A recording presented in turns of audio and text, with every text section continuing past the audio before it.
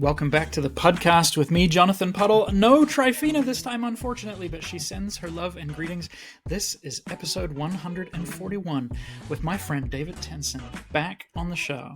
I'm not going to engage in a temporal exercise of when you were last here, but it is really nice to see your face, and I'm looking forward to sharing some time together here. Welcome back. Thanks, Jonathan. Yeah, I was thinking when I was looking, 141, how many episodes ago? I can't remember, but it is good to be with you again. And tech has slightly upgraded since, so.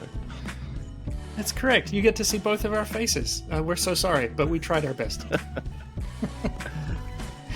We see we both grew up in sun-loving countries in the South, and our skin has, and our beards. We have a similar amount of Yeah, you've got the. You remember Third Day, that band? Yeah, you've got the lead singer's sort of original beard looking thing. That's what I was thinking. This is good. We're already showing our evangelical charismatic upbringing credentials. What other bands could we start mentioning? So last time you were on the show, we were reflecting on a number of things, as ever we do on the podcast. But we were working through your poetry, which was in some ways how I'd connected with you. It was, but then we discovered all these touch points in our earlier ministry lives that we'd come through very similar charismatic healing communities. Actually, Lawrence Prasad, who was the gentleman who dropped your name to me, we caught up in Melbourne just over a year ago. Yeah, what a gem of a human being. And so watching your journey again the last few years, I've seen you release more poetry. I've seen you, I think, finish some further education and be involved in ongoing business and mentorship kind of work. I know you're also involved in aged care. And your most recent book, Decenter Everything, really ministered to me this last few months when I was reading through it. And so why don't you give us, for you'll be new obviously to many folks listening, and give us a mile-high view of who David Tensen is and what he does in 2025 or whatever. All right, yes, some context. I'm 47, been married for 27 years, got married young. Have 3 children, 21, 17, and 15 this year. Live in Queensland, Australia, on the Sunshine Coast, lovely area of the planet, near Australia Zoo, which is sort of crocodile hunter, Steve Irwin kind of country. So, yes. So at the moment, my week, or the last couple of years, my week looks like working in aged care as a chaplain a couple days a week, giving spiritual and pastoral care to the aged and dying. And then I also, as you said, I took on some further study. I did an honors degree a few years ago, and then got a scholarship for a PhD, invited onto a PhD program. So I've been, I'm nearly a couple of years into that program, doing, research on small business, social learning, and education. I won't bore you with the details, but that gives me 3 days on campus, both studying, researching, but also lecturing, teaching, volunteering on different parts and different areas. And so, I had this thing stirring in me over the last couple of years as my children have moved into young adulthood, which for me is kind of 13 plus. And thinking about the next stage and season of life as well, having moved from a lot of volunteer work, a lot of ministry work, a lot of, leadership development training. I have a very diverse working background. Somebody's like, such and such photographer say, oh yeah, I used to be a wedding photographer. Like people just look at me like, what haven't you done? And there is a lot, but it seems more than most at my age, but that's just the way it's been. So yeah. I've gone back to work myself in an office for the last 6 or 8 months, and my boss and I've had a new boss. Both of them are saying this, like, Jonathan Puddle's lived 1,000 lives. What is this other skill that we've just discovered? And so once again, we find similarities in our path. Yeah, I teach on this now, but it's transferable skills from basically being a solopreneur or a small business owner. And if you're running a small ministry, a podcast, whatever you're doing, you're having to be the tech guy, the marketing guy. You're having to look after the finance. You're having to solve problems. You don't have the money or time, particularly the money, to be handing all those problems out to others. So you end up building this huge bank of skills that when you come into a workplace, particularly after a few decades of doing it, people are like, what can't or don't you do? And the reality is I've had to do everything. So yeah, I can fix your phone, I can preach the message, I can fix the PowerPoint, I can sit by someone who's dying. We had an open day at a university a couple of weeks ago, and I was in one of these stands with all the academics, and I was in the graduate research school, which means you're looking for people that might be interested in doing a master's or PhD. And in Australia, I don't know what it's like in your neck of the woods, but here you can do it for free. Like a lot of it's for free. Well, it's not like that here in my neck of the woods. It's fee free, and you can even get paid for it if you get a scholarship. So we have this big open day, thousands of people there, and they're just standing at the stand. And I'm like, I'm just going to go and find people to bring them in. And you just do this out. You do the pastor thing. Hey, how you going? You ask the young kid, what are you looking for studying? Oh, I'm thinking about doing computer. What about you, Dad? Oh, no, can't afford it. I said, did you know it's free? What have you done before this? Oh, I just finished a master's, an MBA. I'm like, you could do a PhD. Like, what? All right, come on over. I got 90% of the leads that day. They're looking at me like, what? Who the heck are you? I'm like, well, I haven't been here in this institution for 3 decades, which is why I'm still a boot kicker at the bottom. Yeah. But we have these other skills, Yeah. It's cool, though. It's nice to bring all that, and a shock to some people. I imagine that's what you're going through. Yeah, that's right. This journey back into a corporate job, as I've mentioned before a couple of times on the show since then, has been this really surprising gift that I did not see coming, and I'm just so thankful for. But we're in this season of life now that is so very different from any point where we've been recently. We are not in any traditional ministry role.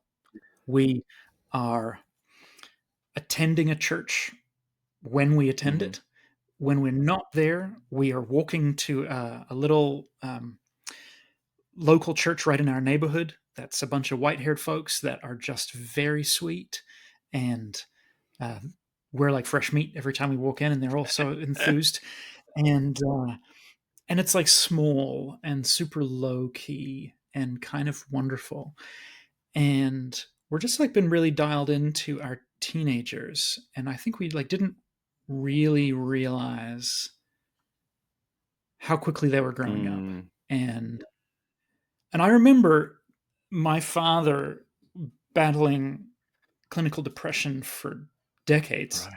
This is before he came out of the closet, and there's so much obviously tied up in his sexual, mental health, spiritual, emotional, human journey. But I remember being a teenager and feeling like I need more from my parents.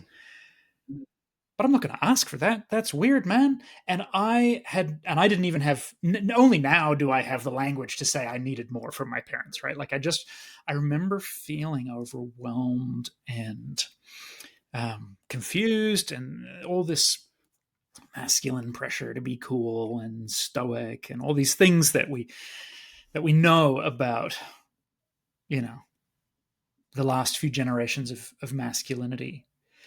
And I'm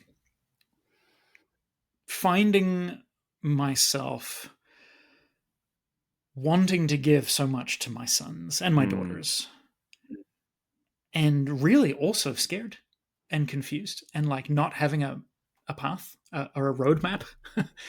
And And I think one of the things, I know I'm really casting a wide net topically right now, but thankfully, I have a really good relationship with my parents, and the relationship has only improved over time and has only deepened and gotten richer and more vulnerable. And I'm recognizing how profoundly rare that is. And I'm part of what so grabbed me in your book, Dissenter Everything, was this early topic that you lead in, that so many of us have functionally lost elders in our lives, wise, grounded voices that would pour into us in some capacity. And I have felt that lack. I know I just said that my parents are wonderful, and that's true, but my parents live far, far away, and we've experienced that loss most acutely in church and in local community and other family beyond my own parents. And so this sense of desperately trying to give my children more, trying to navigate my own midlife as I'm arriving in it. We have been to 3 funerals this summer and realizing that's probably going to become a more normal rhythm as more and more of our friends' parents fall ill. And part of me going like, I really imagined, I really miss my grandparents right now. I really miss what it felt like to have an elder like that I trusted pretty much intrinsically, and that seemed to have such grounded wisdom. Again, I want to honor my mom and dad. I can turn to them, and I do, and we have this rapport, but they are not physically present to me. And I wonder if you could just unpack a little bit for us, boil down the ocean, this age and stage that a lot of the listenership here are finding themselves in, offering kind of sandwiched. We've got children and teens, we've got aging parents, and so many, I think, will identify with this thing of like, what happened to our elders? Where did they go? Yeah.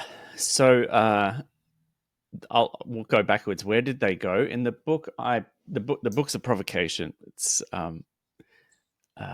born out of a bit of frustration at this stack of research in there. I lean on some other writers and thinkers and frameworks in there, including the life model, Dr.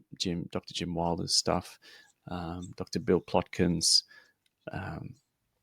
Stephen Jenkinson, people who write and work actively sort of in this space of psychological developmental psychology, right? So the stages of life that you go through, but to do it from a psychological, spiritual, emotional, and even ecological perspective and to think everything not by way of chronology or age, but through maturity in those areas aforementioned.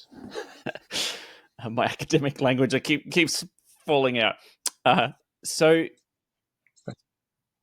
I think one of the things is, where did they go? I open the book painting a picture which in a way is a get out of jail free card for the boomers and the boosters, the boomers and the builders, who are sort of that 1964 to 46, and then so anybody 1964 onwards, really, or backwards, if we can say. They went through 2 world wars. So we have this perfect storm. We have a strange system here. First of all, we live en masse. We're living older and longer than we ever have before. I mean, I think, you don't quote me on this, but I think penicillin alone increased life expectancy by 15 years. So we are living some 25, 30 years longer en masse on average than anyone did before the year 1900. Wow. So that's new. What's new is a majority of people living well into, I mean, you mentioned somebody was 104, but living in average till 80, the early 80s. Now, lifespan and health span's different, and people have different things, but just statistically in the West, it's just a given. So that's very new. We've never been here before. We've never had billions of people over the age of 50 like we do now. And in some countries, that's an issue, is that there's no younger generations being born. Birth rates are going down. That has to be remembered. But we got partly here into this place of immaturity. We had 2 world wars. We had the PTSD. We had men and women on the front line, but a lot of women here at home. And you think about all the wisdom traditions that and the presence of present people, because when they came back, so many of these men had PTSD from the front line, and women had it just living out every day, trying to keep their countries going while the men were abroad. Then you had the industrial age come, and instead of being more of a person, we could have more. We've lost everything, let's rebuild. And we just kept building, like we just built on. The house was fine, we needed a bigger house. We did cars, fine, we needed 2 cars. So consumerism came into part of that as well. Technology, of course, played a role in this, and so did our institutionalization of our aging population, aged care ghettos, nursing homes, because we're too busy. And we don't. It's not like we don't have the space, because a lot of people do, but we moved from being multi-intergenerational families in the West. Everything I'm saying here is largely a Western problem, because 80% of the world listens. They're like, what the hell are you talking about? I live, my grandma lived with us, and I'll be living with my grandkids.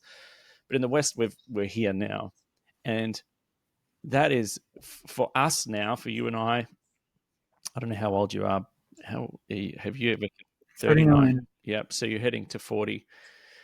But you guys started early. You've got kids in their teens, right? Yeah. Yeah, my eldest is 16. Yep. And so we're moving into this past parenthood, Now, what do I mean by that? In the book, I use the framework, which I really like, which is the life model, which goes from infant to child, child to adult, adult to parent, and parent to elder. So after you've finished parenting, if you've done the maturity journey through life properly at every stage, ticked the boxes, got the healing, integrated what you need to, you should be going from parenting to eldering. And so the book asks, what would that look like? And I really pitch, I said, we kind of have to, we have to elder without elders. We have to learn today what it means en masse to be actively eldering in a way that brings life, in a way that is companioning, in a way that decenters our ideologies around God, our ideologies around having to be heard, our ideologies about having to know everything, our ideologies around death and the denial of death, and our ideologies around consumption. The book has those sort of 5 decenter chapters, and we find ourselves now at this point, and I suspect, like you've just confessed, where are the elders? Where are these people who are ahead of me? Because I feel, and I felt probably around your age too, and part of this, I think you and I know, is because you and I had in previous ministry lives and other things had been quite intent and intentional, and in environments which focused on spiritual, relational, emotional maturity, which is not everybody's environment. But while that's your environment, that's what you focus on. Like, I've seen pictures of your eldest son on Facebook. You're in an environment where you're working out all the time. I've got 2 boys too. The protein consumption is en masse. They focus on that, and that's what's growing in them. That's their environment: friends, school, YouTube, everything else. Our environment was healing. So here we are at our age, and you look ahead and you're going, I know 60, 70, and 80-year-olds that are, and this is talked about quite a bit in the book, but I'm echoing other people's voices, that most adults today, older adults, are still emotionally and maturely stuck in late adolescence or early adulthood. Right. And so we go past that and we're looking ahead and we're like, where the hell? Like, I've got glimpses of some people, and you've mentioned too, I've got some distance to some people. And I don't want it to be hubris and pride. So I'm always watching and I'm always being careful of this. But, I went to my university library online and I searched for the word parenting, and I got 250,000 results in the search from papers, articles, magazines, journals, parenting. I wrote in eldering and I got 1,000. Right. So there's a 250-1 ratio, and most of those were written by people whose last name was Eldering. Now, I know it's true. So I know that this is a new term, but why? Like, because you and I have been intentional and are a part of this huge generation and army. I read the other day that millennial parents would spend 3 times as much time with their children than their parents did with them. Wow. So we've been really intentional, and I'm enjoying parenting. I love the reward of seeing my kids, bloom and blossom and thrive and struggle and build resilience and all the difficult things and everything it's taken to be a sacrificial, present parent. I have loved that, and I'm like, what's next? Is it just a caravan and everyone pisses off, and I'm just think about getting a career and trying to bank as much as I can so that I can travel the world and consume, and it's all about me. It's been Be a about them. 60-year-old teenager. See how many pull-ups I can do. That stuff that is there on mass. I look ahead and I'm like, that I don't want to. That seems like a regression. It's retirement without ripening, and I don't want to go there. Ripening. Yeah, you talk. Okay, one of the things that struck me was this. Okay, I'm going to butcher it. So you use your language, obviously, back to me. But it was like this embiggening or broadening or deepening of soul. That, and there you just use this language, ripening. And I remember when I came across that line, I was just like, oh, that is what it has felt like the last 16 years. Sometimes kicking and screaming as my soul is stretched open, and I'm also then realizing, okay, my wife's body has already endured this. This is just now that I'm having to use this terminology and understanding myself.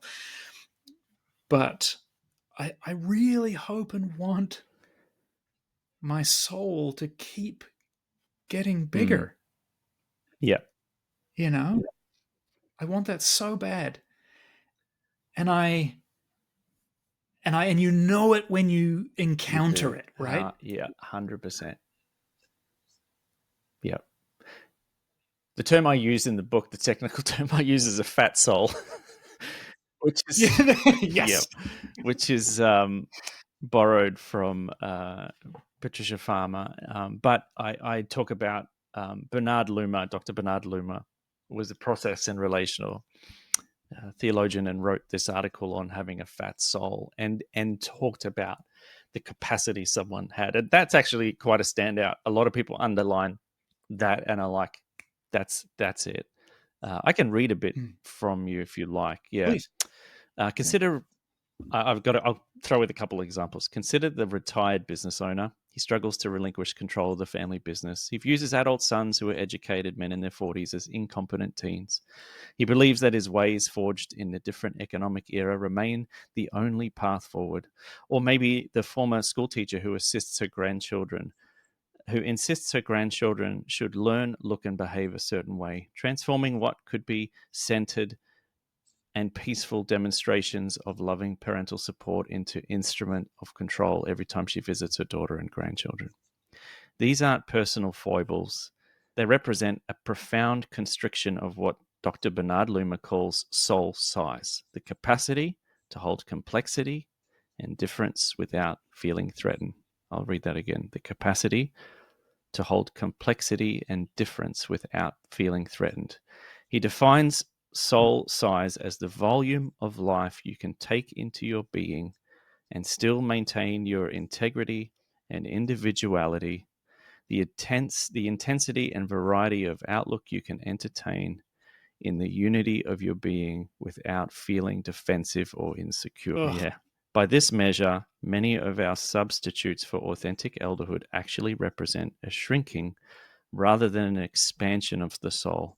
They maintain rigid boundaries, fixed viewpoints, rather than developing what Luma calls the strength of your spirit to encourage others to become freer in the development of their diversity and uniqueness. Yes. That's it. That would have been a moment that I put your book down and had a little cry. There is a grief, right? I think that's a great point. There's a grief. That part writing it in part was a grief, and working with people in the last season and days and weeks of their life. In my job, it's now late August 25. I think we've had 33 deaths at work. Now that's the business we're in, but that's a quarter of the population in the aged care village, in the aged care center, gone and replaced. And I spent time with those people, and you love on those people, and they're all in different ages and stages of cognition and everything else. But you would hear these stories, and the lament, Jonathan, was, I'm hearing the same rhetoric out of your mouth I hear from the 18 and 19-year-old undergrads that I taught yesterday. You're talking about the same accolades. You're still the hero of the story. And that is profoundly sad. Like, when did you stop growing? When did you regress? Why did you not expand? Why are you still in the center of this circle and the hero of this story? And why are you so desperately clinging on to even these last days, weeks, and years instead of being able to be expansive? And it just became quite apparent, the contrast there. It can be grief. Yeah. But I think grief is absolutely a part of it. I think there's also a longing, right? Like when I read that, it was like a goalpost. It was like, there's a blurry Polaroid of where I want to target this ship. I want, what we're asking now is, okay, what do we need to invest now with our children to get ahead of the likely situation that our children or grandchildren will be living with us, if not permanently, probably again later, certainly simply even just based on the housing 100%. Cost of housing crisis that Ontario and Canada and much of the West are. We are with you almost, curve for curve on the chart in Australia. Yeah, it's completely untenable. So we're saying, okay, what does it look like to become those kinds of people, and what investments need to be made relationally? Yeah. And I guess what we keep bumping into is, what are we going to have to lay down? What do we have to just keep sacrificing? Yep. Okay, you used the word companioning, and maybe this is a bit of a pivot, but I think it's going to flow. We, in the present season again that we're in, we've got a lot of pain around us. We are pretty whole as a family, but two of our best friend couples, like ride or die, very close couples, are navigating divorces that are both very painful. And we've been walking with those couples in varying degrees, but that has been a significant close proximity pain, and one that we can do very little practically for. Then, Tryphena, who's not here on the show, I'm not going to share what is her story to share, but they're some of our closest friends. They're navigating some things that we can't help with. We can pray for and be here. And then there's these funerals. We've had a friend my wife's age, our age, who died of mesothelioma, a rare and aggressive form of cancer, at 44 years old. Went to a funeral yesterday for our friend's father in his mid to late 70s. And then Maya's last remaining grandparent died at 104. So we've had 3 generations, 3 funerals. And again, it's been provocative for Maya and I how little we can do to help. In at least in the very practical, sacrificial, giving ways that the last decade of our lives has been typified by. We knew what it meant to love, and it was often to do with our availability and our logistical offerings. Yeah. And now it feels really different. And you use that word companioning, and you've used this term eldering, and I'm curious where your experience also, just being in aged care, what's it, how does it work to not be able to heal the fact that we die? Yeah. I think first of all, three funerals like that is can feel like a lot. Yeah. And it's just going to keep going. Right. And one day people will stand at yours and mine. Yeah, I had not thought about that much until this summer. Yeah. Because it is absolutely 100% inevitable. But there's the chapter on decentering death. It's a play of words, but we have decentered death, as in we've denied it, you know. So I borrow a little bit from Ernest Becker, who wrote the book The Denial of Death back in the late 70s. And he points out, yes, in the West, we've removed any sort of form of death, or dead bodies, or, the animals you eat.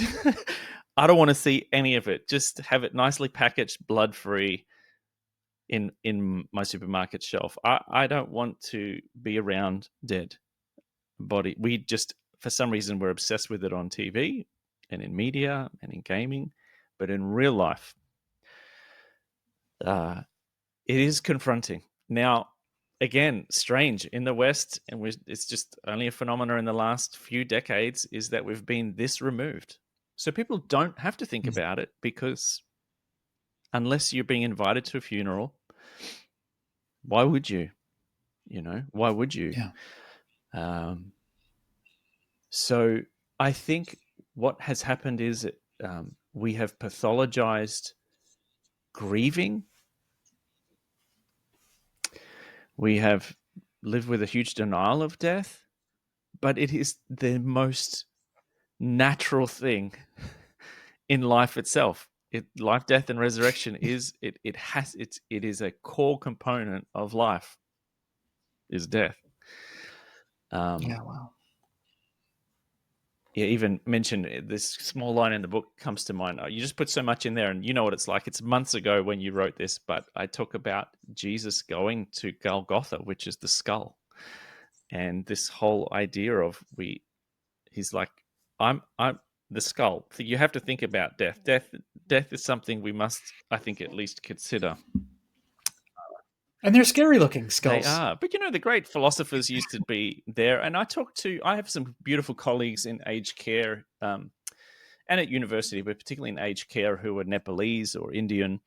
And, by the time they've come over here and they're starting to work, quite a number of them have seen their fair share of dead bodies, grandma and granddad and uncle this, because a lot of them die in their home. So today, 80% of people die outside the home. They pass away in a hospital or an aged care center. In the year 1900, 80% would die at home. And if you're in a multi-generational home, you just wake up one morning and grandma's dead, or mum is dead, or your brother's dead.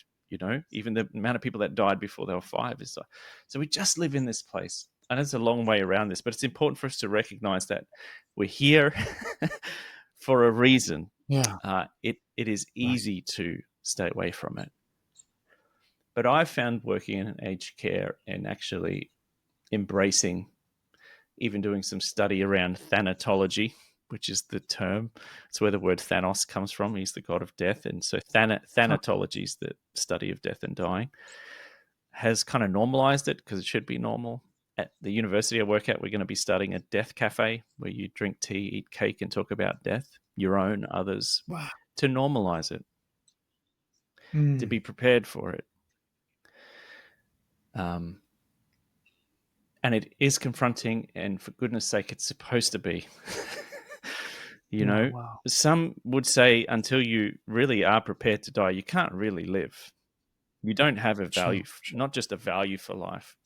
And it's interesting in aged care too, our job is really to give people a good death, which sounds morbid, but it is. I mean, it is. That's what it's about. Not a bad, ugly, lonely death, but a good, kind, pain-free death. Yes. Would you not want that? Or do you want to die alone and in pain? There are some of the harder things. So then of course comes grief. The grief from death, from loss or anticipated loss. And so in the book, I present a framework called companioning, which is also in some countries become an alternate word for spiritual direction, that people become companions or they're trained in companioning. And the book, the framework of companioning was created by Alan Wolflett, who's the director for Center of Loss and Life Transition, and he has 11 tenets of grief, of companioning. And he suggests that when you're with people who are dying, or with people you can't do much for, or then you move away from a therapeutic, fix-it kind of thing to just being a companion. I can read a few if you want some of the tenets. Yeah, companioning is about being present to another person's pain. It is not about taking the pain away. Companioning is about going to the wilderness. Don't like that. Sorry? Don't like that? No, don't like that? No, neither do I. Codependency dies hard on the first tenet. Companioning is about going to the wilderness of the soul with another human being. It's not about thinking you're responsible for finding the way out. Companioning is about honoring the spirit. It's not about focusing on the intellect. Companioning is about listening with the heart. It's not about analyzing with the head. Companioning is about bearing witness to the struggle of others. It is not about judging or directing those struggles. Do you want me to keep going? Okay. Yeah, let's just dig this hole a little deeper. But I feel like this is in some ways this is one of the answers to the earlier, like the embiggening of soul, right? Like this is, yes, these are useful targets for us to meditate 100%. upon. Yep. And we have these on the wall in our chaplaincy office because what can I do? You have lived 80, 90 years. You have a terminal illness. Your body is decaying and breaking down. You don't even remember your name, those living with cognitive decline and the 150 types of dementia. You don't. There's nothing I can do. And I would be a fool and a short-lived in my vocation, in my place as a chaplain, if I think there's anything I can do except walking alongside you, not about leading you. Discovering the gifts of sacred silence, not filling them up with words. Companioning is about being still. It's not about frantic movement forward. It's about respecting disorder and confusion. It's not about imposing order and logic. Last two. Companioning is about learning from others. It's not about teaching them. Companioning is about compassionate curiosity, and it's not about expertise. So I say that this model offers an insight of how elders could reimagine their role. Rather than seeing themselves as center stage knowledge dispensers, we become wisdom holders who create space for others and their understanding to emerge. And Cole Perry, who's a thanatologist, talks about treating everybody, actually approaching everybody relationally, as if they're grieving in loss, maybe with these tenants or other things, because in some way everybody is. There it is, right? Yeah. Wow. And I think we could probably convert those to the ways of guiding teens into this next life. Like, I can't be rescuing my sons and daughters from all that, but I can be a companion for you in these times and listen and bear witness and hold space and allow you to realize that you'll need help and then ask. All these things. Everybody's encountering some kind of loss, real loss, shadow loss, ambiguous loss, anticipatory loss. Yeah, again, something to consider in eldering. Yeah, that's rich. That implication too, like if like actually we should be treating everybody this way, is profound. I mean, obviously there's this simple element of, if you knew what someone was carrying, you treat them differently. But I'm thinking, I have a friend. She's a gifted theologian. You'll need to keep an eye on her work. Heather Morgan. Okay. She is doing her PhD right now. She is a queer, disabled woman, and her. I hope I'm not giving anything away, but essentially, she is looking at our very fundamental ideas of sanctification through a similar lens and saying a lot of the heart of Christian theology is cure, not care. And Christian modern evangelical theology, let's define that a little bit more. And God is actually not looking to fix us in the ways we have often been told God is. Yeah. But that God would come alongside also. Yeah, 100%. I think we could go through the 11 tenets and look at the role of Holy Spirit and see her role as a companion in our life. For Jesus to say, I'll never leave you or forsake you, is not a threat. It's a wonderful promise of presence in these. And you and I know you've done plenty of work around trauma, that it's not actually necessarily what happens that determines whether something becomes a traumatic event and sticks with you. It's who is with you before, during, and after the event. The resources you have. Yeah.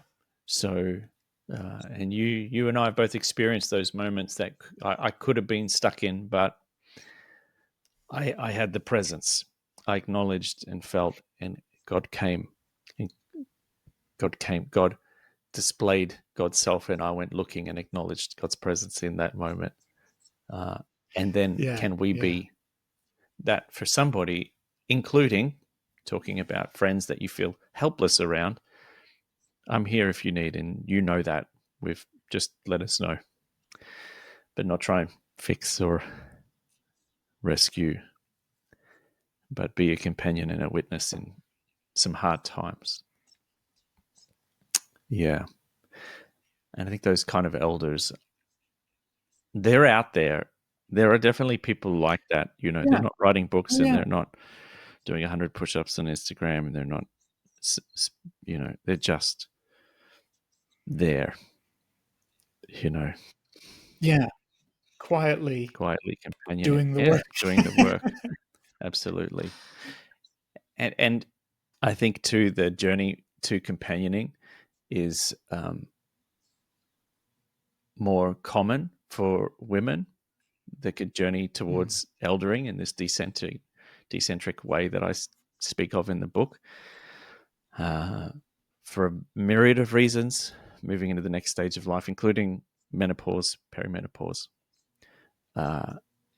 This is a a calling and embodied reality that more women than men live in. Yeah, I think there's more women elders, true authentic elders, people that are practicing eldering than men. Yeah, in the West. Anyway, I can say that much. That makes sense. That makes sense. I don't even know how I got into this conversation, but I was talking with my son, one of my sons, and we were reminiscing on my grandparents. I think because we were reflecting on his great grandmother passing, and my two most impactful memories of my mum's parents are them holding me in times of loss and despair. You know, my when we were 13, family moved to Toronto from New Zealand, and we had this farewell party, and I remember standing there in line with my parents and my siblings, facing the crowd, and my dad's kind of giving this speech about why we're moving and our values and blah blah blah, and I'm looking across the room at all my dearest friends and my first serious crush and all these and all my family and cousins, and I break down and start crying, and I am so ashamed, and I'm looking at a couple of my buddies, my friends, my mates, and the look on their face is confirming that shame is the right thing to feel. Like, you are doing the thing publicly that we don't do as young stoic boys in New Zealand in the 90s, which of course only reinforces the shame further. I'm like looking to them for some kind of solidarity, and they're like, and I'm like waiting for lightning to take me out to solve this moment. And instead, my grandfather comes up and just wraps his arms around me. He's got his back to the room, and he just holds me for I don't even know how long, like minutes. And I just sob, and he covers my shame and provides resources. You know, like it's all part of it. And then my grandmother is so similar. We would move to Canada. It's a few years later, and I'm back in New Zealand for a visit, and they're selling the family beach house. And it's, to my knowledge, it's going to be my last time seeing it. And I'm really churned up, and I haven't really grown much further in my acceptance of my emotions. And again, I've got two good friends now from Canada who've come back on this New Zealand odyssey with me, and they're in the room too. And I'm kind of standing there in the kitchen, sort of, we're literally about to leave, and I'm having this moment, and I've not said anything to anybody, and my nana sees it and just comes over and wraps her arms around me, and the floodgates open. And like I said earlier, you know it when you encounter it. You know a fat soul when you meet one. Exactly. And I so want to be that kind of safety. Yeah. For my children, my grandchildren, my hopefully great grandchildren, along with whoever else that we come across on the journey.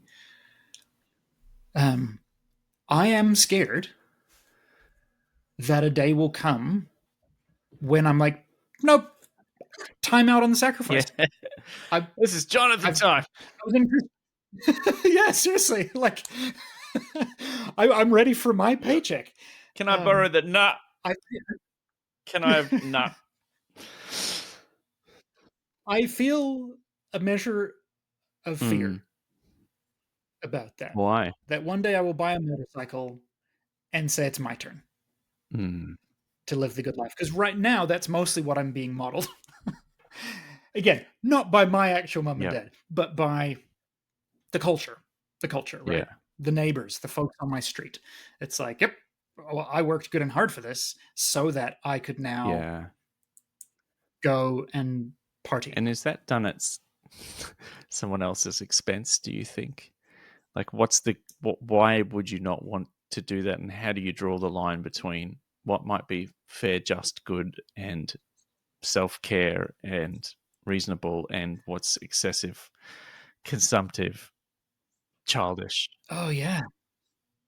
Yeah, I have no No, same. idea. I'm not in that boat today. And I'm literally talking to ChatGPT and half an hour before this call, planning out how much I need to have saved for. And I'm like, what kind of lifestyle am I going to want to have? And it's asking me, like, and how much do you intend to give to your children? Mm. And how generous do you intend to be in the later years of your life? And I'm like, AI, leave me alone. Oh, that's interesting. That's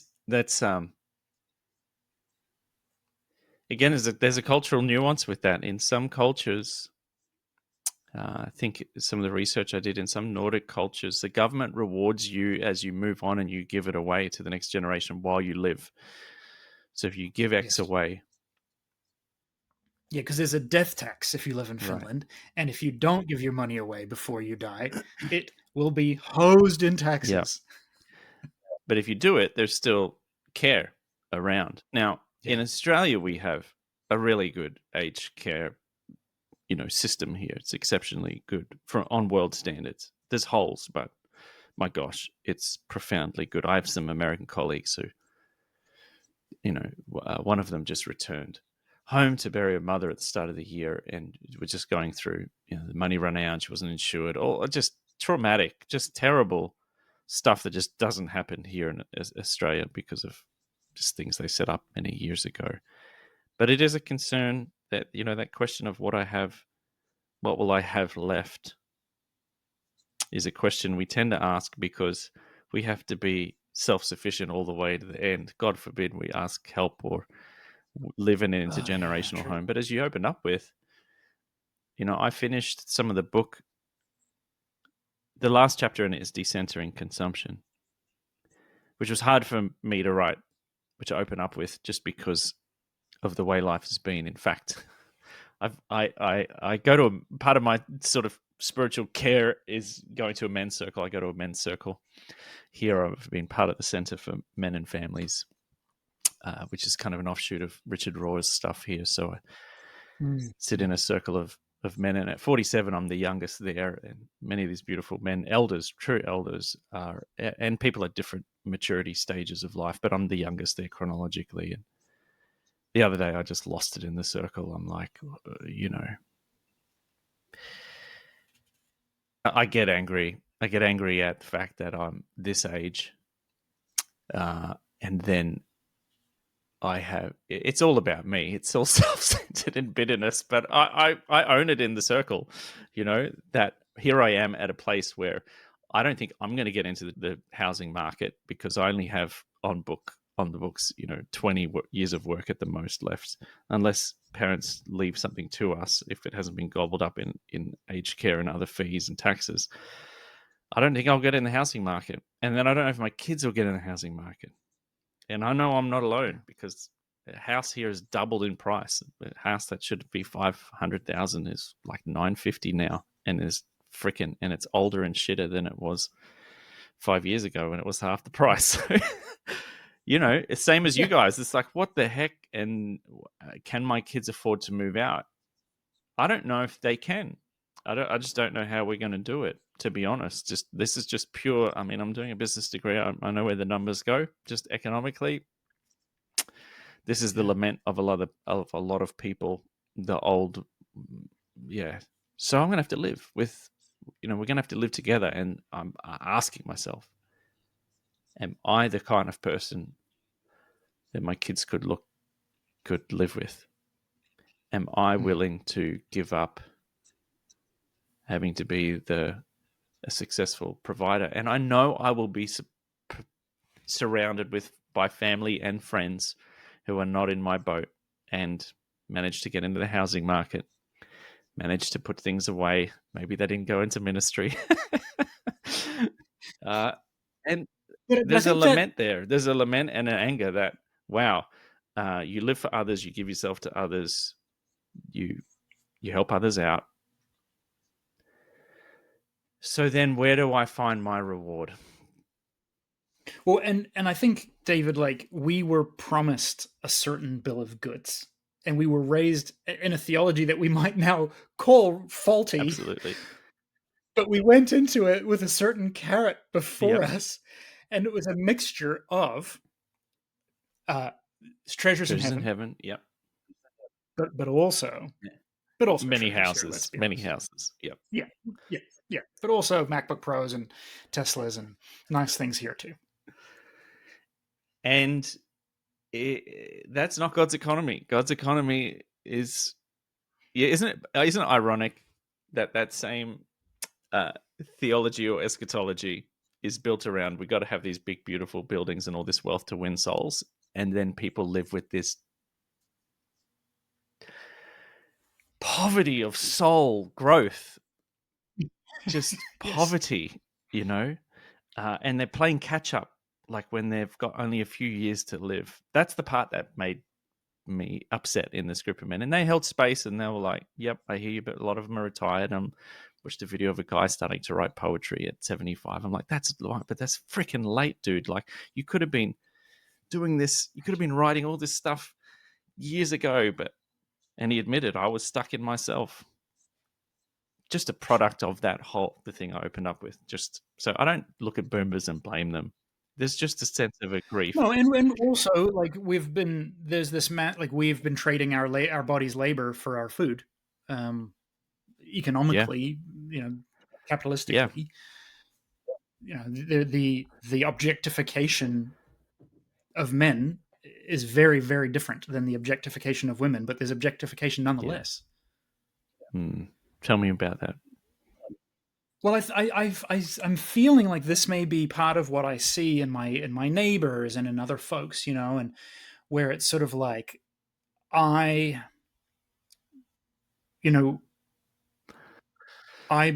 put my body as a cog in the machine, literally in a factory, perhaps, for 40 years. And so now it's my turn to drive the Corvette, to pay for the cosmetic surgery for my new young wife, to essentially have all the fun that I haven't been having all this time. And there's, again, a big part of me that I'm like, I would not begrudge a person their fun or their pleasure. Have fun. Go for it. But what often, not always, but what often accompanies that is a pulling back from the pain of others around them, and a reducing availability to, say, their children or their grandchildren in presence and in ability to help out. Like, I couldn't tell you the number of our friends who cannot count on their parents to look after their children. Because their parents are working, or because their parents are useless at looking after children, or their parents would feel a bit anxious, and happy hour is coming. Yeah, right. And it would kind of crimp their daily schedule. An inconvenience. Or it's inconvenient. It's inconvenient. Now, I tell Dad when it's his turn, and he books a flight and comes here. Wow. And we make that work because he lives far away. But I've got friends telling me, you have no idea what a gift it is that your parents are actually even capable or willing to look after their grandchildren. Yeah. Yeah. That's here. I can witness to that in my family and extended family. Yeah. And I'm sure this sounds to some like we're ragging on people, but again, it's more just like this is the reality. This is fact. They didn't have parents around because some of them didn't have grandparents around because they died in the war. So here we go. Like, yeah. But that is interesting. The objectification of men and men's body. I do not blame men for thinking and feeling that way, because some of the narrative is you will earn millions of dollars across your lifetime. An incredibly small portion will go to you. You'll probably die before your wife. If your wife dies before you, a stat I heard the other day was that, and I see this in aged care, if the man dies, if they're a couple, she usually she can live for a while without him. Yeah. Widows Yeah. are live for longer and are usually happy because they've actually got a relational network they've built outside the husband as their quote unquote best friend. But most men, their wife is their best friend, and all the eggs are in that basket, and they will die. And it's so sad, Jonathan, they'll die of a broken heart just a couple months later. Yeah, sure. Yeah, sure. Yeah, that makes because sense. what else have they done? My Because grandmother their friends were at work. So unless they got Yeah. integrated into a men's circle or a men's shed or part of a fellowship in church, which is one of the greatest gifts in those areas, or in sporting clubs, and intentionally go out and build friendships sacrificially, like freaking get on a plane and go visit your friend, unless they do that. But you're witness to this. You've 4 children, was it? Yeah, you just takes a lot of time and energy and effort. Can feel like that. And a lot of jobs, a lot of really difficult, dangerous jobs are done by men too. They're last in the lifeboats, first to war. It's part of the narrative, the warrior narrative too. True. Even that's been interesting to come back into the workforce and to say in my job interview, when they look at my resume or my career history, and they've like, you've been a director of multiple departments before. Now you're an IT. You're going down to an IT manager. Doesn't that feel like a step backwards for you? And I was like, I remember being younger and desperately needing to climb a ladder and prove myself. Sir, I don't have anything to prove to anybody. He's like, what are you looking for in your working life, Jonathan? I'm like, I want to be treated with dignity, and I want to contribute solutions to interesting problems. And our CEO is kind of looking at the other team. He's like, this guy interviews well. Let's give him the job. That's awesome. Well, I think you're owning the season that you're entering, which is your autumn season. So. Right? You've had when you wrote that in the book, I felt terrified. But I actually love autumn. Yeah, so do I. I love this. Autumn. I love going somewhere and they're like, what? You can sing? Oh, yeah, I used to sing. How can you fix that? I used to do that. But why aren't you running this department? I don't want to. I'm done. I need to make room for you. People in their spring and summer need these positions more than me. I need to shed my leaves. I need to become bigger. I need to decenter myself. I can't be consuming. I need to be dispensing and making room and giving space and encouraging and honoring diversity. People ask me, when you finish your PhD, will you get a job at the uni? I'm like, well, I kind of, in my bank account says I hope I do. But gee, there are some like really amazing young men and women in their early to mid 30s who like could do these jobs amazingly well with more vigor and strength and passion than I actually have right now. I have wisdom to offer. So if you want me to stand in front of a group of kids and tell them that workplace and tell them about these things, then yeah, but I say to my kids too, and I encourage you listeners, you have teen kids, to have that discussion. My son will ask something and I'll say, well, this isn't about me now. Life's been about me in my summer season and making and reproducing and sowing and reaping. I'm here to divest. I'm here to invest in you. I'm here to make space. I'm not the center of the circle. I'm no longer the hero of this journey. I'm Gandalf. I'm Galadriel. I'm your wingman. That's me right now. That's what I want to inhabit, and that's how I want to be remembered. Not in somebody who desperately tried to hang on to their summer years. And any spiritual framework you see put together, most of them, I should say, this is supposed to look like. This is the divestment. It's a decline and a descent into this next season and stage of life, and inhabit Inhabit the age that you are and inhabit the season and stage that you're in. And don't wish for or go back to anything else. I think we need to, my hope and longing is to move into the next few decades inhabiting that age and stage of life that I'm at, and not lamenting and not hoping different and not competing with anybody younger than me, but making space and room and supporting them through their summer seasons, through their spring seasons. Beautiful. David, where can people find your work, grab your book? They can get this book, Decenter Everything, on Amazon. If they're in Australia, they can go to my website. They can also get it at Barnes & Nobles, all the bookshops, probably like yours, all the bookshops. And my other poetry work too, all the same places. I'm on all the socials, but davidtensen.com is probably where you can find my work, including some of my on-the-side research work as well. Yeah. It's good work. I recommend it, if that wasn't obvious. Thanks so much. David, would you pray for us? Yeah. Lord, for those listening who are in our stage, in this autumn stage, and are struggling, are grieving the loss of their summer, we ask that you would be a very true and present companion to them.